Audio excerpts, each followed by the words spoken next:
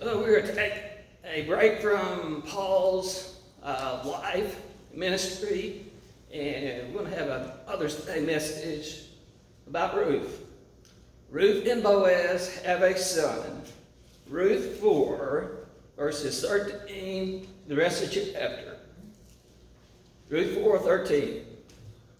So Boaz took Ruth, and she was his wife. And when he went in unto her, the Lord gave her conception, and she bare a son. And the women said unto Naomi, Blessed be the Lord, which hath left thee this day without a kinsman, that his name may be famous in Israel. And he shall be unto thee a restorer of thy life, and a nourisher of thine own age. For thy daughter-in-law, which loveth thee, which is better to thee than 7 sons, hath borne him. And Naomi took the child and laid it in her bosom, and became nurse unto it. And the women, her neighbors, gave the name, saying, There is a son born to Naomi. And they called his name Obed.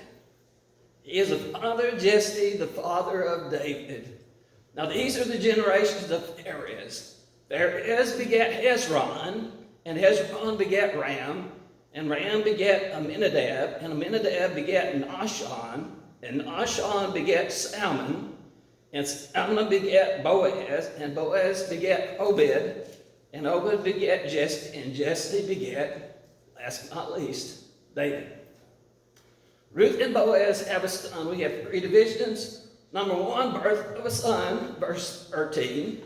Number 2, blessings for Naomi, verses 14 through 17. And then thirdly, the bloodline of David, verses 18 through 22. And I have to give a review of the rest of the book of Ruth. So, Ruth is set in the time of Judges. It says more than once, in the time of Judges was a time when every man did that which was right in his own eyes. That's not good. You want to do what is right is according to God's eyes and to what his word says. That's not what they did. They did not conquer all the peoples, and they were thorns in their sides. They disobeyed God. They even worshiped other gods. And God allowed their enemies around them to oppress them. And after a while they said, enough is enough, and they cried out to God for help. And he raised up a judge, and God would give them deliverance through the judge. And usually, as long as that judge lived, they kind of lived for God. Then the judge died, and back to the same thing over and over. What a dark period in the time of the children of Israel. Yet in that we have the book of Ruth, a setting of people of God who loves God and serves God. What a beautiful picture in a time of darkness.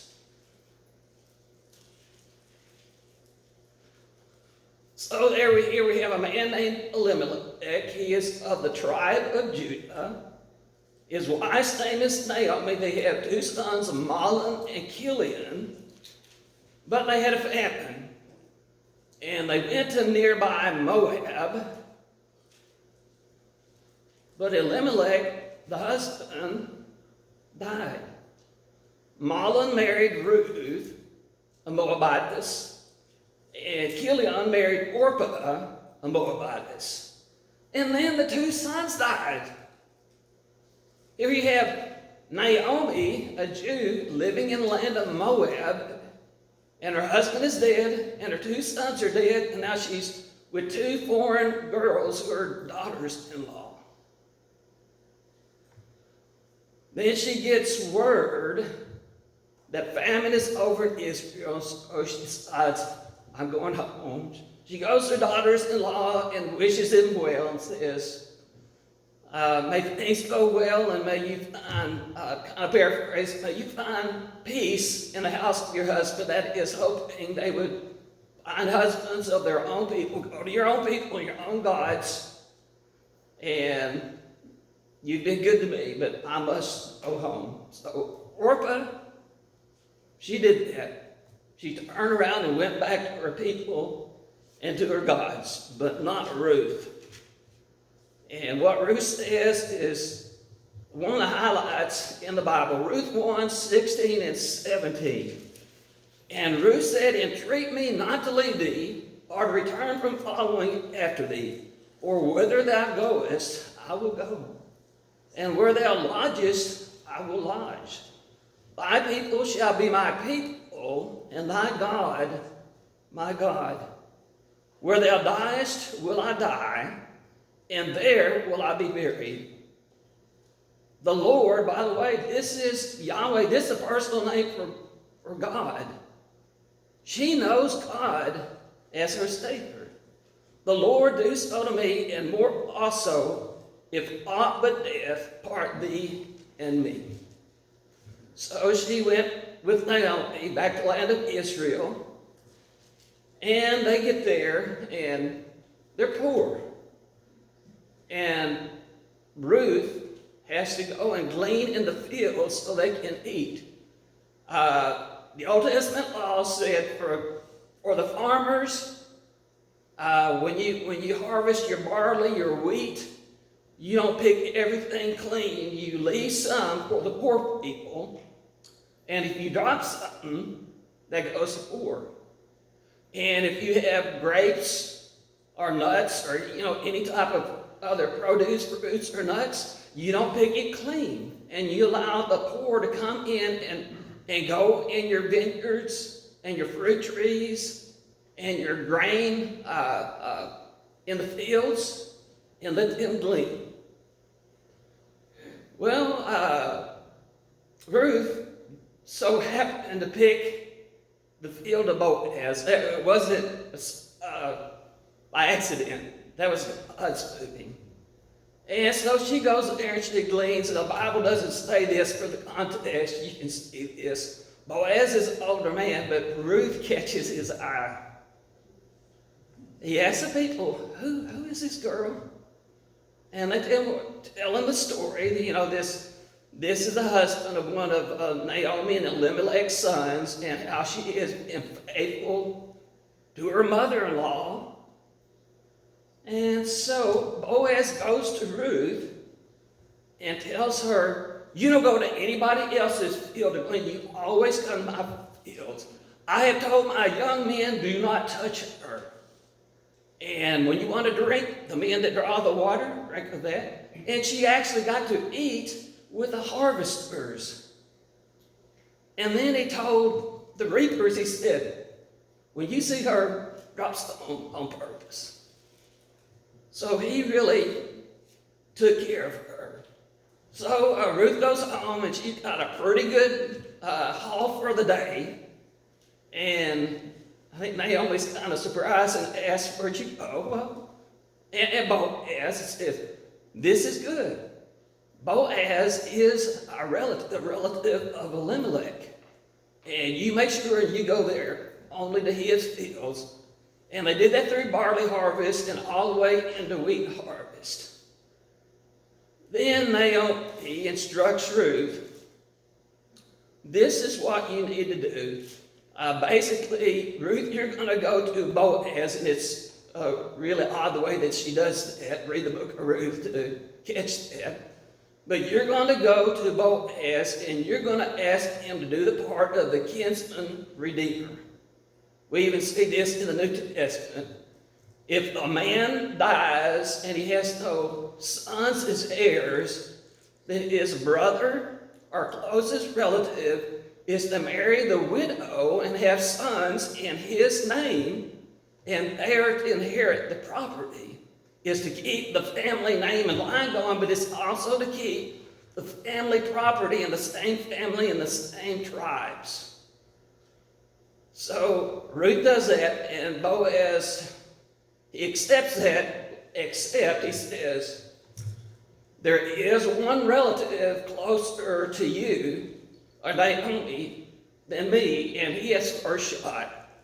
I will talk to him about it, and if he does that, then that's good. That means he will marry you and he will take care of you. But if he will not do that, then I will do that. So he goes to the city gate, which is where they did the business. He got the near kinsman and 10 men to be witnesses. Come over here, I got a matter, okay? He says, listen, Naomi, she has a piece of property to sell, and you're a closer relative than I, and do you want to buy it? He said, oh, yeah, I want to buy it. But then he said, I'm not through yet. But when you do that, you have to buy it from the hand of Ruth to raise up the name to that family. That is, you have to marry Ruth and raise up sons in his name, and she gets the inheritance, her son. And then the man said, oh, no, I can't do that. That'll mess up my inheritance. I don't want to do it. Evidently, he already had a wife and sons, probably. So Boaz took his shoe off and gave it. That's the way they did that. And then he was ready to take Ruth as his wife. And that gets us to our passage. Verse 13, we see the birth of a son. So Boaz took Ruth, and she became his wife. And when he went into her, they were intimate. And notice the phraseology. The Lord Yahweh gave her conception, and she bare a son. Gifts, children are gifts from the Lord. They're not burdens. They're gifts from the Lord. Yahweh gave her conception. No doubt that Boaz was an older man, a lot older than Ruth, so that they were able to have a child. The Lord had part of that. So we see the birth of a son, and now Boaz has done his job, his duty as a kinsman redeemer. Now we see blessings for Naomi, verses 14 through 17. By the way, Naomi had come back, and she said, don't call me Naomi anymore, call me Mara, which means bitter. Or paraphrasing, the Lord has given me a tough road to go down. Now the attitude has changed. Verse 14. And the women said unto Naomi, blessed be the Lord, blessed be Yahweh, who has not left thee this day without a kinsman, that his name may be famous in Israel. And by the way, this kinsman, she's not talking about Boaz, she's talking about the baby that's born. The baby is the kinsman. And the baby wants his name to be famous, and of course he will be, because he will be the grandfather of David, who will be king, and will have the line of the Messiah, Jesus. Verse 15. And this baby boy, he will be unto you a restorer of your life. Naomi, who once changed her name to bitter, now has a new lease on life. She lost her husband. She lost her 2 sons, living in a foreign land, poor. And now she has a daughter-in-law that loves her very much and is faithful to her and has actually provided her food. And now she has married a wealthy man. And now she's part of that family and will never go hungry again. And Boaz is a godly man, and to live in that household would be a blessing. And now here's a baby boy to give you joy. He'll be unto you a restorer of your life and a nourisher of your old age. When you get old, Obed, not named yet, this boy, he will take care of you when you get old. For your daughter-in-law who loves thee, who is better to thee than 7 sons. What a statement. The Jews, they wanted at least one son to carry on the name and inherit the property. And Samuel's mother, Hannah, was very distressed because she was childless and couldn't have a child. That's another story for another day, but God blessed her gave her Samuel, and she kept her promise and gave Samuel the Lord, who served as a great prophet. But your daughter-in-law is better to you than 7 sons. Man, that's hard to comprehend. In that setting, in that culture, it's not that they didn't love daughters, but they loved sons, and they needed son to carry on the name. And 7 sons, 7, a number of completeness. Job had 7 sons. So if you have 7 sons, if 1 or 2 of them die, killed in battle, accident, and you still have other sons to carry on the name and keep the family going. Your daughter-in-law is better to you than 7 sons. And now she has given birth to this boy. Verse 16, Naomi took the child and laid it in her bosom and became nurse unto it. So 2 different sources basically said that Naomi adopted Obed as her son. Warren Wiersbe said it was an informal adoption. Another one, Kyle Dellish, said they just said Naomi adopted him as her son. Verse 17, and the women, her neighbors, gave it a name, the boy, saying, there's a son born to Naomi. Now notice that phraseology. He was actually born to Ruth, but say there's a son born to Naomi, which probably indicates the adoption. And they called his name Obed. That would be a shortened version of Obadiah, which is Old Testament name. It means servant. He would no doubt be a servant of God. Even all we're given is his name in the genealogies. He is the father of Jesse, who is the father of David. So Ruth, a Moabitess, a foreign lady, is in the line of the Messiah. David's descendant will be Jesus of Nazareth through David's son, Nathan. David, whether he raised his sword in battle against the enemies of God, or whether he got his pen or pencil or whatever they used in those days to write a song, or whether he got one of his instruments to play music, he was a great blessing to the people of Israel. Number 3, the bloodline of David, verse 18 to 22. I believe there are 10 names listed here. There's a lapse of time where it almost means that there are probably some names that are left out, which is very typical in genealogy in the Old Testament. Now, these are generations of Pharez.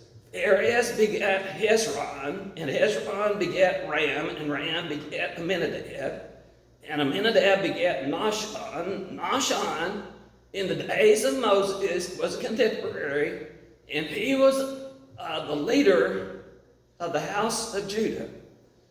And Nahshon begat Salmon. Salmon is listed in 1 Chronicles 2, 51 and 54 as being the father of Bethlehem. Has that twice. And one of those times, I never noticed this before, it looks as if Bethlehem was actually a name of a person. I had to do more research on that. But he's known as the father of Bethlehem. And he begat Boaz, who's the hero of this incident, who begat Obed, and Obed begat Jesse, and Jesse begat David. In David's life, when he is in danger, when King Saul knows that David is going to be the next king, and he's running for his life, he gets his parents and he takes them to Moab for protection. Why does he do that? Because his great-grandmother, Ruth, was from Moab. So David obviously knew the story about his great-grandma, Ruth. And I know they passed that down in generations. So what a great tradition in your family. Naomi and Ruth, Obed, Jesse. Wow, what a blessing. 3 lessons. Number 1, God takes care of his children. He does. He took care of Naomi. He took care of Ruth. And they had some hard times. And we may have hard times today, but as God's children, he will take care of us. Number 2, you can live for God in days of wickedness. Again, in the setting of the book of Judges, all the terrible things that Israel did and sprang from God, worshiping other gods, we have this beautiful portrait of family life in Bethlehem, of people loving the Lord and serving him. Friends, today we live in days of wickedness. We are seeing governments using lawfare against former rulers, more than one country in the world. We are seeing people push for abortion, which is murder of unborn babies. We're seeing war against food. All the food plants that were blown up, the baby pigs that were slaughtered in the early days of COVID. Depopulation in the Georgia Guidestones, they've been torn down. There's one of their suggestions that they wanted to get the world population to 500 million and maintain it. We believe we have 8 billion today, so that would be, they want 1/16 of today's population to survive and everybody else to go away. There are people pushing for depopulation, and COVID was a depopulation event and the things that surrounded it. The World Health Organization is trying to get regulations passed where will give them sovereignty over every country of the world where they can declare an emergency and have sovereignty over the United States or Great Britain or anyone else, and then you must shut down because whatever it is. We have all this over climate change, and there is a problem with climate, but they're barking up the wrong tree. There are people actually in the world who are changing the climate on purpose and destroying this world, and if you want more information, I'll get that to you. Diana Wigington, his website. And the push for gender confusion, transgender, LBGT, and all this stuff, we're living in a world of wickedness. But we as God's people can live for the Lord in these days of wickedness and be shining lights. Number 3, God can bring good out of bad. Romans 8:28, for we know that all things work together for good to those who love the Lord and called according to his purpose. What Naomi went through was absolutely awful. But God brought her through that and gave her a daughter-in-law of all things, better than 7 sons, and then an adopted grandson, Obed, and being a part of the family of this great man, Boaz. God can bring good out of bad things in our lives. If you don't know Jesus as Lord, may this be the day that you confess that you're a sinner, commit to Jesus as Lord, and ask for forgiveness of sins. If you're a believer and you're not in God's will, you're not living for him and serving him, may you repent and get that right on this day. Again, we celebrate our mothers on this day, and what a blessing for our mothers. And we do know there are people in this world that do not have good mothers. I think most of us were blessed, and we're thankful for that. May God bless you. Tommy Cooper, would you close us in prayer?